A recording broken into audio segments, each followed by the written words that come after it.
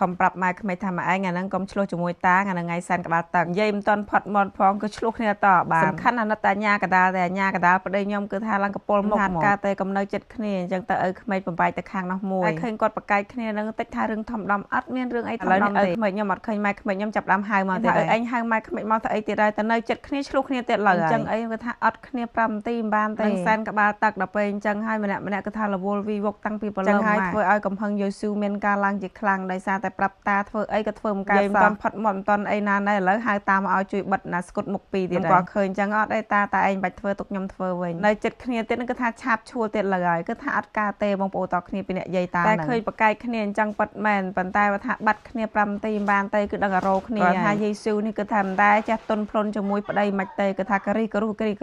ដូចតកោភាសាដែរនឹងមានអីខុសគ្នាទេចាកាត់បានតែគ្នាហ្នឹងគឺថាឃើញគាត់រវល់តាំងពីព្រលឹមម៉ែខ្ញុំភ្ញាក់ឡើងគឺម៉ោង9ជាងហើយឃើញគាត់រៀបចំរបស់របរគាត់មានតាំងពីរបៀបខោអាវស្បែកជើង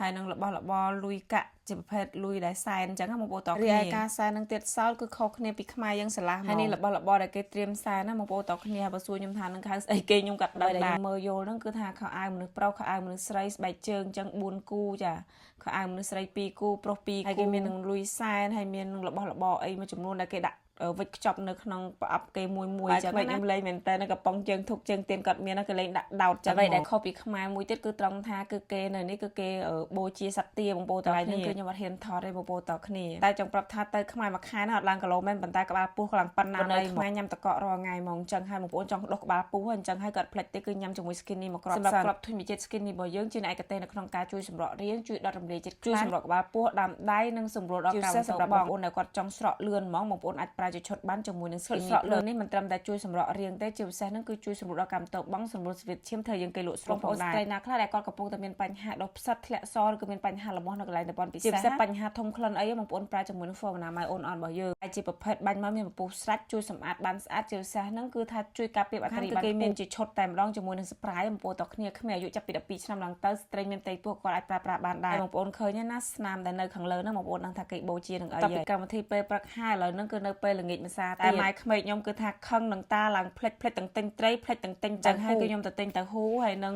ជាមួយនឹងត្រីហើយឥឡូវហ្នឹងអាហារពេលថ្ងៃគឺឪក្មេករបស់ខ្ញុំគាត់អ្នកឆាជាមួយនឹងទាដែលយើងបូជាហើយហ្នឹងគឺយើងអាចយកមកធ្វើម្ហូបបានធម្មតាទេបងប្អូនតគ្នានេះម៉ែក្មេករបស់ខ្ញុំហ្នឹងគឺគាត់ធ្វើទាហើយត្រីដែលខ្ញុំទៅទិញហើយមាញ់ហ្នឹង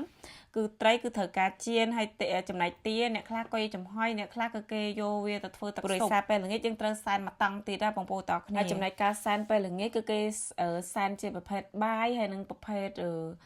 ប្រភេទនំប្រពៃណីដែលពីម្សិលដែលក្មួយរបស់ខ្ញុំគាត់មកធ្វើបងប្អូនតគ្នា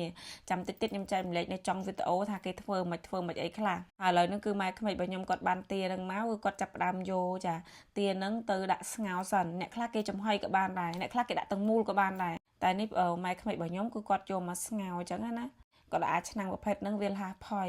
ហើយបន្ទាប់ពីគាត់ចំហុយទាហ្នឹងហើយឥឡូវគាត់ចាប់ផ្ដើមរៀបចំជាមួយនឹង